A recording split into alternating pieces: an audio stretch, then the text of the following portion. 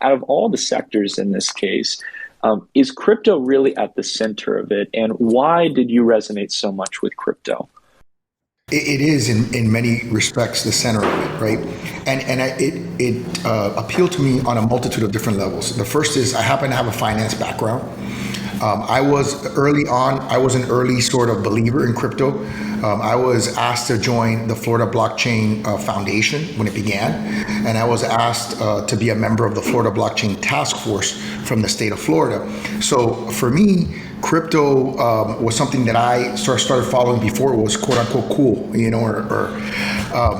what I realized after the December 4th tweet was that every time I talked about crypto, and specifically Bitcoin, my analytics would just go crazy.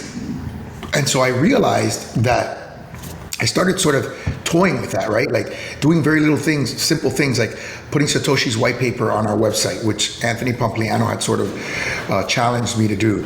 And little things like that. And people would just, our analytics would go crazy. And I realized this is a lot deeper, a lot more ingrained than what people think. The community of people that own Bitcoin, have digital wallets, is significantly greater than what I think sort of the powers that be, if you will, understand.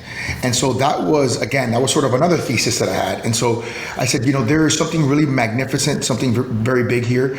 And then I started to see, the impact of how governments and bad policy in particular can influence and take away from people something that crypto gives, right? Which crypto empowers people, democratizes investment, and creates wealth.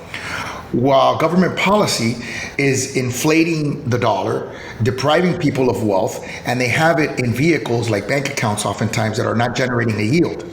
So it's sort of the worst case scenario for them. I mean, the poor, when we talk about income inequality, which is a problem since almost the beginning of humanity, right? And you talk about what generation is going to solve that problem. Well, I think it's going to be a generation that understands how to give people the right to be successful, to earn, to save, and to get a yield on their savings.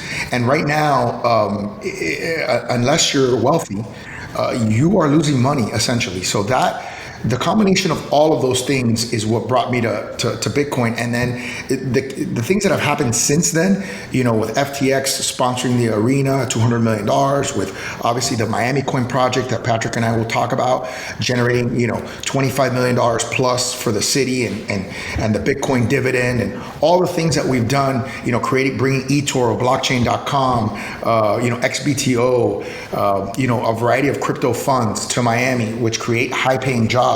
I mean, we are impacting lives. Tens of thousands of lives are being impacted, if not hundreds of thousands when we do the yield. So it's really exciting, and to be at the cutting edge of this transformation that we're seeing.